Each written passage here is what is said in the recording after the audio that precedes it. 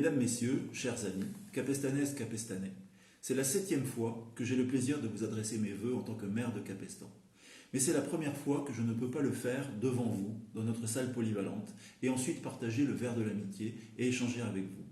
En effet, la situation sanitaire nous a contraints à annuler la traditionnelle cérémonie des vœux. Cette année 2020 nous aura individuellement et collectivement mis à l'épreuve. Nous aurons dû affronter une crise sanitaire sans précédent. Nous avons également connu l'horreur d'attentats meurtriers à Nice, ainsi que l'assassinat barbare de l'enseignant Samuel Paty. C'est la cohésion nationale qui est en jeu, ainsi que notre modèle de société. J'ai bien sûr une pensée pour toutes les victimes de l'épidémie de Covid-19 qui ont dû faire face à de difficiles épreuves et qui, pour certains malheureusement, ont succombé à la maladie.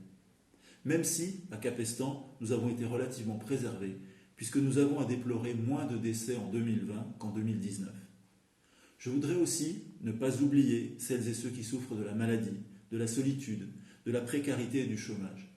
Car la crise sanitaire ne doit pas nous faire oublier ces fléaux qui sont toujours malheureusement au cœur de notre société.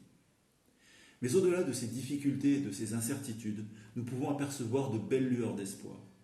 Toutes celles et tous ceux qui ont été en première ligne ont démontré leur sens du devoir. Personnel de santé, enseignants, salariés, commerçants, agents des services publics, gendarmes, pompiers, sans oublier nos enfants, qui ont connu une année scolaire très perturbée, mais qui ont su s'adapter avec beaucoup de maturité. Cette année aura révélé aussi beaucoup de beaux élans de solidarité et de bénévolat à destination des plus fragiles. Je suis fier que la commune puisse y contribuer, avec notamment le dispositif Solidarité Économie Locale, le SEL, qui a permis d'injecter plus de 60 000 € dans notre économie locale pour soutenir votre pouvoir d'achat, ainsi que nos commerçants, artisans et producteurs. De cette année 2020, je veux également retenir la confiance que vous m'avez très largement renouvelée avec l'équipe qui m'entoure lors des élections municipales. Élus et agents, ensemble, nous poursuivrons inlassablement nos efforts pour moderniser et embellir notre village, tout en préservant son identité qui nous est chère. Avec, comme première priorité, l'attention donnée à nos enfants, qui se traduira notamment par un projet d'envergure de 1,8 million €, l'extension de l'école maternelle Lucie Aubrac, avec la création d'une salle de motricité, l'agrandissement de la cour et la création d'un restaurant scolaire sur place qui pourra accueillir 130 enfants. Même s'ils sont nombreux, je ne vais pas rentrer dans le détail des projets pour 2021 ni des réalisations de 2020. Vous pourrez vous référer au dernier numéro du bulletin municipal du Canal à l'étang que vous recevrez prochainement dans vos boîtes à lettres.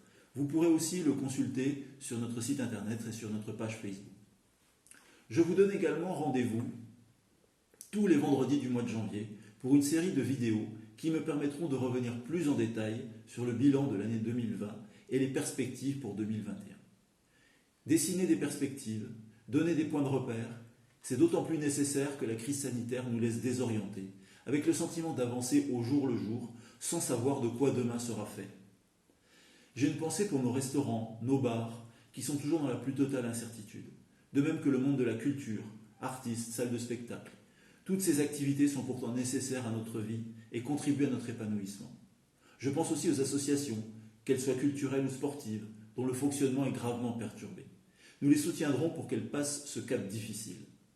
Dans ces temps incertains, nous devons garder le cap, donner du sens à notre action. Rien ne serait pire que la résignation. Je suis comme vous, je ne sais pas comment va évoluer l'épidémie, ni quelles seront les mesures prises par le gouvernement dans les mois à venir. Mais ce que je peux vous dire avec certitude, c'est que je serai à vos côtés et que je me battrai pour que nous puissions collectivement faire face aux défis qui nous attendent.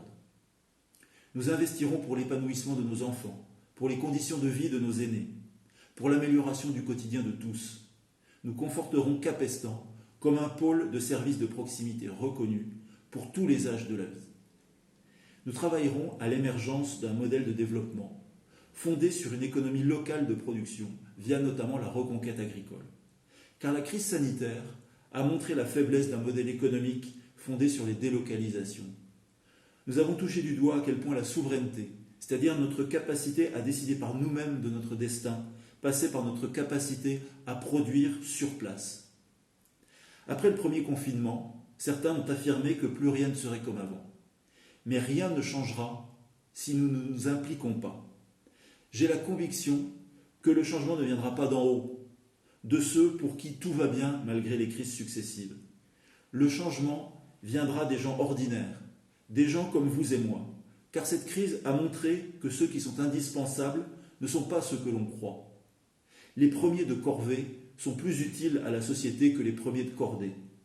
Alors, malgré les incertitudes et les difficultés, mettons-nous collectivement au travail avec comme boussole la construction d'une société plus juste et plus solidaire.